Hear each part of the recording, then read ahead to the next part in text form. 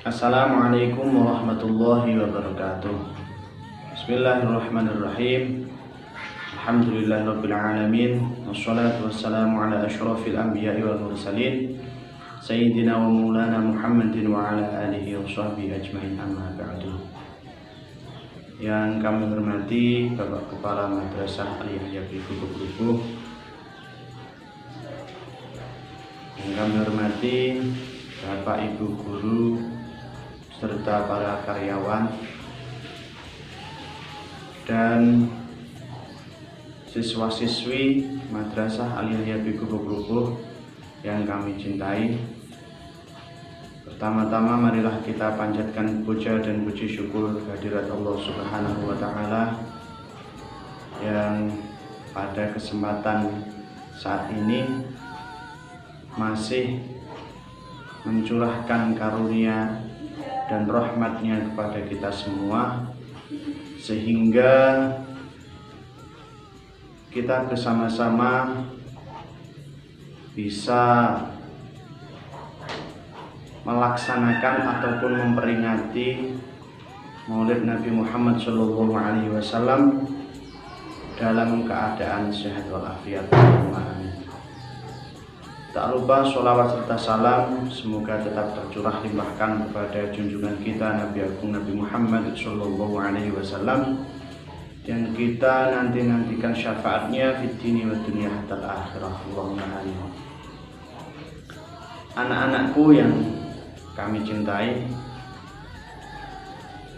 berbicara tentang Maulid Nabi, berbicara tentang Rasulullah SAW, berbicara tentang tauladan yang paling sempurna, manusia yang paling sempurna, yaitu Nabi Muhammad. Berbicara tentang kita termasuk menjadi umatnya, maka perlu kita ketahui bersama, perlu kita mengenal beliau, sampai mana pengetahuan kita terhadap Nabi Muhammad SAW. Kita tahu bahwa Nabi Muhammad lahir pada hari Senin tanggal 12 Rabiul Awal 570 Masehi. 570 Masehi. Nabi Muhammad lahir di Mekah dengan kondisi atau dengan keadaan saat Nabi Muhammad dilahirkan sudah tidak memiliki ayah,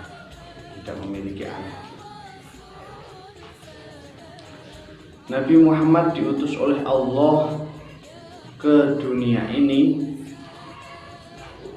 tiada lain adalah untuk menyempurnakan akhlak-akhlak sebelum diutusnya Nabi Muhammad ke dunia ini. Kita tahu bahwa bangsa Arab itu memiliki akhlak yang kurang terpuji sebelum diutusnya Nabi Muhammad SAW ke dunia ini. Contoh, Sayyid Muhammad dalam kitabnya menerangkan sebelum Nabi Muhammad diutus ke dunia ini, bangsa Arab terbiasa membunuh anak perempuan yang baru lahir dari seorang ibu, karena dianggap anak perempuan itu memalukan, tidak bisa menjadi penerus, tidak bisa diajak perang, lemah dan sebagainya. Selain itu, Sayyid Muhammad juga menyebutkan bahwa dulu sebelum Nabi Muhammad itu diutus, perempuan-perempuan bangsa Arab yang sedang menstruasi atau haid itu dibuatkan gubuk di luar rumah tersendiri, jauh dari rumah. Kenapa? Karena si suami itu merasa jijik dengan istrinya yang baru haid itu atau yang baru menstruasi. Karena itu diasingkan di luar rumah. Nanti setelah haid atau menstruasi itu selesai, barulah diajak ke dalam rumah kembali. Itu sebagian kecil akhlak bangsa Arab. Nah, mencuplik dawuh Kanjeng Nabi Muhammad SAW di dalam hadis, beliau menyampaikan, innama bu'ithtu liutammima makarimal akhlak. Sesungguhnya aku diutus untuk menyempurnakan akhlak. Ya, yaitu yang disebutkan tadi bahwa akhlaknya bangsa Arab sebelum diutusnya Nabi seperti itu terhadap kaum perempuan. Contoh kecil tadi. Setelah Nabi Muhammad diutus, terus memperbaiki akhlak, maka kita bisa rasakan sendiri, kita bisa membuktikan sendiri sampai pada saat ini bahwa orang Arab bisa menghargai perempuan. Anak lahir perempuan sekarang bisa hidup sampai saat ini. Terus wanita menstruasi juga tidak dibuatkan gubuk tersendiri di luar rumah. Contoh kecil peran Nabi Muhammad SAW. Nah, untuk anak-anakku semua, mengutip satu hadis dari Nabi Muhammad SAW tersebut, mari kita sebagai umat Islam, kita sebagai umat Nabi Muhammad, kita berakhlak yang bagus, kita berperilaku bersopan santun yang bagus. Karena sejauh mana kita berperilaku bagus, berakhlakul karimah, maka sejauh itu pula kita beriman kepada Nabi Muhammad SAW. Dan sejauh apa kita iman kepada Nabi Muhammad, maka sejauh itu pula iman kita kepada Allah Subhanahu wa Ta'ala. Yang selanjutnya,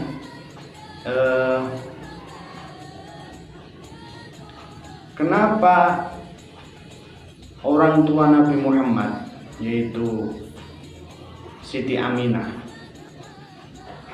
menamakan Muhammad itu dengan nama Muhammad? Mungkin banyak dari kita yang belum tahu kenapa kok dinamakan Muhammad, bayi yang lahir dari rahim Siti Aminah. Disebutkan di kitab ini, kitab karya Syekh Abdullah Halim Mahmud, seorang doktor dari Al-Azhar Mesir, menyebutkan bahwa suatu hari ada seseorang yang bertanya, Ma sammaita ibnuka, siapa nama dari anakmu itu? Terus si ibu menjawab, Muhammad, namanya adalah Muhammad. Terus orang yang bertanya itu bertanya kembali, Kaifa sammaitahu bismin laisa li ahadin min abnaika wa qaumika, bagaimana kamu menamai anakmu dengan nama yang tidak ada, atau nama yang belum pernah ada, atau nama yang belum pernah digunakan oleh anak-anakmu dan oleh kaum-kaummu? Karena alasan Siti Aminah, yaitu aku ingin semua orang itu memuji anakku. Kita tahu bahwa artinya Muhammad adalah orang yang terpuji. Dari sini pula kita dapat mengambil kesimpulan ketika kita nanti belajar biografi Nabi Muhammad SAW, sesudah diangkat menjadi nabi, kemudian Nabi berdakwah secara sembunyi-sembunyi, kemudian Nabi berdakwah secara terang-terang, kemudian banyak perlawanan dari kaum kafir Quraisy sendiri, banyak perlawanan dari bahkan paman Nabi Muhammad sendiri tidak setuju dengan agama yang dibawa oleh Nabi Muhammad SAW, maka akan terasa kacau ketika seseorang memanggil nama Muhammad tetapi dikaitkan dengan yang jelek-jelek. Contoh misalkan Muhammad kadzib, artinya jadi kacau, artinya si pembohong itu adalah orang yang terpuji. Muhammad kadzib, si pembohong itu adalah orang yang terpuji. Atau Muhammad sahir, si penyihir itu adalah orang yang terpuji. Bagaimana kita bisa mencemooh seseorang tetapi di sisi lain kita tetap memuji orang itu? Subhanallah. Itu adalah keistimewaan nama Muhammad. Dan nama Nabi Muhammad SAW itu banyak sekali. Ada Ahmad, ada Muhammad, ada Mustafa, ada Mujtaba, ada banyak sekali. Di dalam Al-Quran sendiri, karena Nabi Muhammad SAW itu memang kekasih Allah, maka Allah tidak pernah memanggil Nabi Muhammad SAW langsung memanggil namanya Muhammad, tidak pernah. Karena Allah menjadikan Nabi Muhammad kekasih, maka Allah juga memanggil Nabi Muhammad dengan panggilan-panggilan yang mesra. Contoh di dalam Al-Quran itu ada Yasin, itu nama lain Nabi Muhammad. Terus Allah juga memanggil dengan panggilan Ya ayyuhal muzammil, Ya ayyuhal muddathir, Ya ayyuhan nabiyyu, Ya ayyuhar rasul. Di dalam Al-Quran sekali lagi tidak pernah Allah memanggil Nabi Muhammad dengan kata-kata langsung Ya Muhammad, tidak pernah. Allah saja yang menciptakan Nabi Muhammad memanggil makhluk pilihannya, memanggil kekasihnya dengan panggilan-panggilan kesayangan. Bagaimana dengan kita yang umatnya, yang jaraknya sampai saat ini sudah 1400 tahun yang lalu, yang tidak pernah melihat beliau, yang kita iman dengan Nabi Muhammad hanya lewat lembaran-lembaran seperti ini? Subhanallah. Maka sangat pantas sekali kita memanggil Rasulullah SAW dengan sebutan-sebutan yang bagus, dengan kata-kata Sayyidina Muhammad, dengan kata-kata Ya Rasulullah, dengan kata-kata Ya Habibullah dan sebagainya. Selanjutnya berkaitan tentang Maulid Nabi ini, banyak sekali sholawat-sholawat yang telah diciptakan atau yang telah digubah oleh para ulama, oleh para kiai. Kitab-kitab Maulid juga banyak sekali. Sholawat-sholawat juga tidak terhitung banyaknya. Maka pantaslah kita memanggil Nabi Muhammad dengan banyaknya sholawat yang kita ketahui, dengan banyaknya pujian-pujian yang kita ketahui. Ada sholawat Badar, ada sholawat Nariyah, ada sholawat Munjiat, ada sholawat Fatih, ada sholawat banyak sekali. Maka sangat pantas bahwa kita sebagai umatnya yang mengharapkan syafaat beliau, maka kita harus memperbanyak sholawat kepada Nabi Muhammad SAW. Dan perlu kita ketahui bahwa sholawat yang kita baca itu dihaturkan langsung oleh para malaikat kepada Nabi Muhammad SAW. Contoh, kita membaca Allahumma sholli ala sayyidina Muhammad, maka seketika setelah saya membaca sholawat, ada malaikat yang mengirimkan salam, yang mengirimkan sholawat saya kepada Nabi Muhammad SAW. Oh, itu Mufid baru membaca sholawat kepadaku. Kanjeng Nabi atau Nabi Muhammad pirsa, Kanjeng Nabi tahu saya membaca sholawat, walaupun saya belum pernah melihat wajahnya Nabi Muhammad SAW. Karena keimanan, karena keyakinan kita, karena rasa cinta kita, maka Nabi Muhammad faham. Nah, sebanyak apa sholawat yang kita baca, maka sebanyak itu pula Nabi Muhammad mengetahui kita. Kita tidak pernah tahu Nabi Muhammad, tapi Nabi Muhammad kenal dengan kita. Nabi Muhammad memang jaraknya jauh sekali dari kita. Jarak baik dari tempat tinggal yang kalau hari ini 9 jam perjalanan ke Madinah. Terus jarak jauh dari waktu kehidupan Nabi Muhammad dengan kita pada saat ini sudah berjarak 1400 tahun sekian. Tetapi rasa cinta kita, rasa iman kita kepada Nabi Muhammad tidak boleh luntur oleh apapun, tidak boleh kalah dengan apapun. Mungkin banyak sekali kalau kita ingin menyingkap biografi Nabi Muhammad dari lahir sampai beliau wafat, tidak akan cukup waktu. Karena itu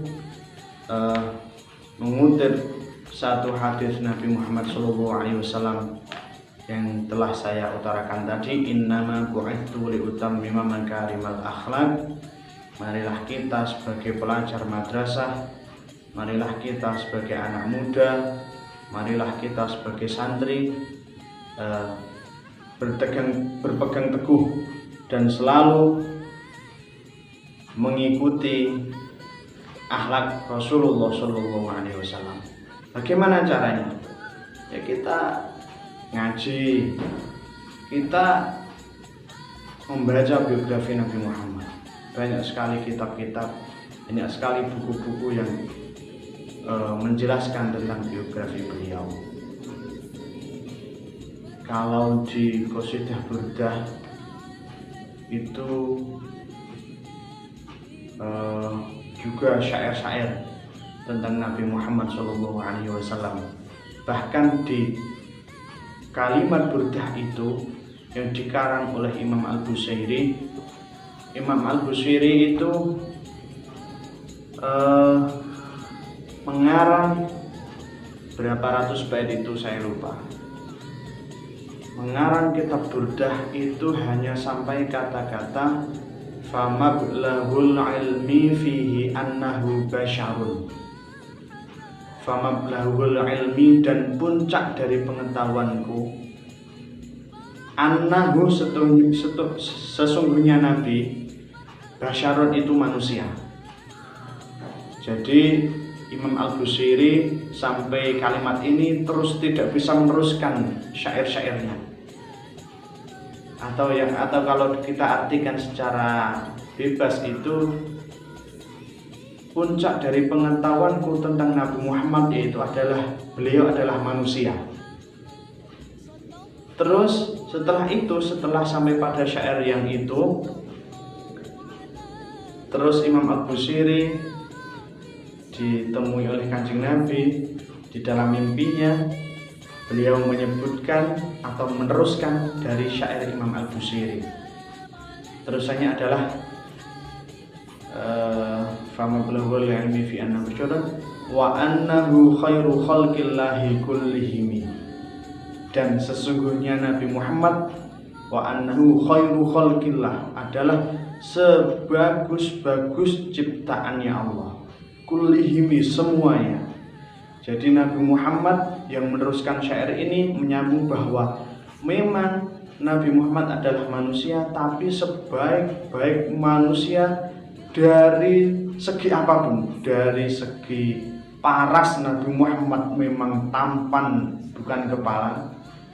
Dari segi akhlak memang Nabi Muhammad adalah sumbernya akhlak. Dari segi contoh Nabi Muhammad adalah seseorang atau nabi atau rasul yang paling baik untuk dicontoh. Nabi Muhammad SAW.